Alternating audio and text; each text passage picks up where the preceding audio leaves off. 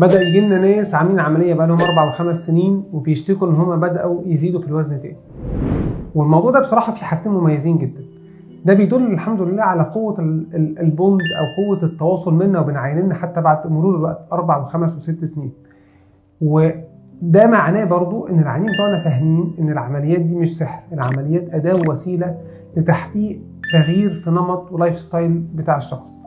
الناس دول احنا بنابريشيت جدا ان هم يرجعوا لنا تاني وبنلحقهم قبل ما يخشوا في السايكل الغلط.